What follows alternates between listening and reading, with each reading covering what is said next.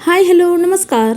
मी कल्पना स्वागत करते तुमचं कल्पना रेसिपी या मराठी यूट्यूब चॅनलवर. कशात तुम्ही? मस्त मजेत आहात ना? मस्त माहिती असायला हवं. आज मी तुमच्यासाठी घेऊन आली आहे शेवग्याच्या शेंगाची भाजी. आज आपण एकदम सोप्या पद्धतीने शेवग्याची शेंगाची भाजी पाहणार आहोत. नक्की तुम्ही हा व्हिडिओ शेवटपर्यंत पहा. तुम्ही जर माझ्या चॅनलवर नवीन आला असाल तर चॅनलला पटकन सबस्क्राईब करा आणि बाजूचं बेल आयकॉनसुद्धा प्रेस करा. त्यामुळे तुम्हाला माझे असेच नवनवीन व्हिडिओ पाहता येतील. चला तर मग जास्त वेळ न घेता आपण आपल्या रेसिपीला सुरुवात करूयात. शेवग्याच्या शेंगाची भाजी बनवण्यासाठी मी इथे कढई घेतली आहे. त्या कढईमध्ये आता आपल्याला 2 चमचे तेल टाकून घ्यायचं आहे. मी इथे सुरुवातीला शेंगा शिजत ठेवल्या होत्या, तर एकीकडे आपल्या शेंगा शेवग्याच्या शिजत आहेत. तर आता आपल्या शेवग्याच्या शेंगा शिजून झाल्या आहेत. तर इथे मी 2 चमचे तेल घेतलं आहे आणि त्यामध्ये अर्धा चमचा मोहरी आणि अर्धा चमचा जिरे टाकून घ्यायचं आहे. जिरे मोहरी आपल्याला चांगलं फुलू द्यायचं आहे. तर इथे आता आपलं हे जिरे मोहरी चांगलं फुलून झालं आहे. तर आता आपल्याला यामध्ये एक वाटण टाकायचं आहे. तर इथे मी खोबरं, अद्रक, लसूण हे मिक्सरला बारीक करून घेतलं आहे. तर ते वाटण आपल्याला यामध्ये टाकून घ्यायचं आहे आणि व्यवस्थित थोडंसं ब्राऊन होईपर्यंत आपल्याला हे वाटण भाजून घ्यायचं आहे. त्याच्यामध्येच आपल्याला थोडीशी कट केलेली कोथिंबीर टाकून घ्यायची आहे आणि कोथिंबीरसुद्धा आपल्याला व्यवस्थित भाजून घ्यायची आहे.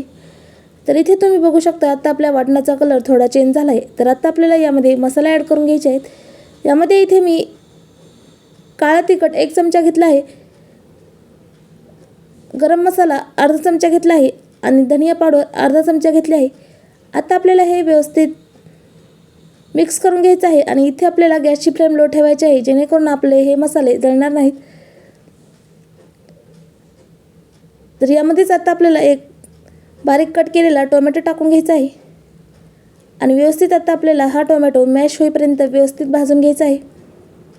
एकदम टेस्टी अशी ही शेवग्याची शेंगाची भाजी होते. एकदम सोपी पद्धत आहे. नक्की तुम्ही ट्राय करा. नक्कीच तुम्हाला आवडेल अशी ही शेवग्याची शेंगाची भाजी मी इथे तुमच्यासोबत शेअर केली आहे. तर इथे आता आपला टोमॅटो मॅश झाला आहे, तुम्ही इथे पाहू शकता. आणि मस्त आपले इथे मसालेसुद्धा भाजून झाले आहेत आणि मस्त असा कलरसुद्धा आला आहे. तर आता आपल्याला आपण ज्या शेंगा 50% शिजवून घेतल्या आहेत ते यामध्ये आता आपल्याला टाकून घ्यायचे आहेत. तर सुरुवातीला आपल्याला थोडंसं त्या शेंगामधील थोडंसं पाणी टाकून घ्यायचं आहे आणि व्यवस्थित हे मिक्स करून घ्यायचं आहे. आणि त्यानंतर मग आता आपल्याला यामध्ये शेवग्याच्या शेंगा टाकून घ्यायच्या आहेत. तर अशा पद्धतीने मी शेवग्याच्या शेंगा कट करून त्या 50% शिजवून घेतल्या आहेत. आपल्याला जास्त शिजवायच्या नाही आहेत, 50% शिजवायचे आहेत आणि त्यानंतर राहिलेल्या 50% आपल्याला या भाजीमध्ये शिजवून घ्यायच्या आहेत. तर आता आपल्याला राहिलेल्या 50% शेंगा यामध्ये शिजवून घ्यायच्या आहेत. तर इथे तुम्ही बघू शकता आपल्या भाजीला किती मस्त असा कलर आला आहे.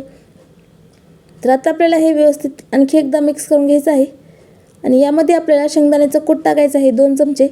इथे मी शेंगदाणे भाजून त्याची साल काढून मिक्सरला फिरवून घेतले आहेत. तर त्याचं कूट मी इथे 2 चमचे घेतला आहे.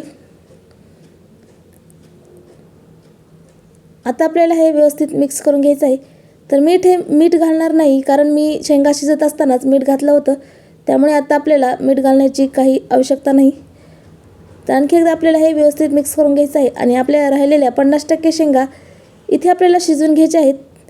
तर इथे तुम्ही पाहू शकता आपल्या शेवग्याच्या शेंगा शिजत आहेत, मस्त उकळी फुटली आहे. तर आता आपण 2 ते 3 मिनिट ही भाजी आणखी शिजून घेणार आहोत, म्हणजे आपल्या या भाजीला मस्त अशी चव येईल आणि आपल्या शेंगासुद्धा एकदम मस्त शिजतील. तर इथे आता 2 ते 3 मिनिट झाला आहे आणि मी इथे ही शेंगा शिजवून घेतल्या आहेत. तर आता आपण चेक करून पाहूयात आपल्या ह्या शेंगा शिजल्या आहेत का.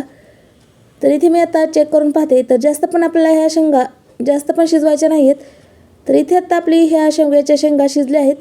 तर इथे आता आपली ही शेवग्याच्या शेंगाची रस्सा भाजी एकदम मस्त खाण्यासाठी तयार झाली आहे, तुम्ही इथे पाहू शकता. आणि मस्त अशी तरीसुद्धा आली आहे. तर शेवटी आपल्याला यामध्येच कट केलेली कोथिंबीर टाकून घ्यायची आहे आणि आणखी एकदा आपल्याला हे व्यवस्थित मिक्स करून घ्यायचं आहे. तुम्ही ह्या शेवग्याच्या शेंगाची रस्सा भाजी भाकरीसोबत, चपातीसोबत खाऊ शकता. एकदम टेस्टी लागते. नक्की तुम्ही माझ्या पद्धतीने एकदा शेवग्याच्या शेंगाची भाजी ट्राय करून पहा.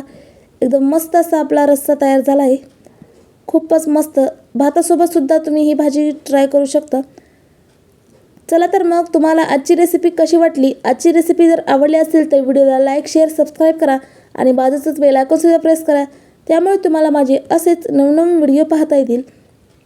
चला तर मग पुन्हा भेटूयात अशा छानशा रेसिपीसोबत. तोपर्यंत मस्त खा आणि स्वस्त राहा. Bye bye.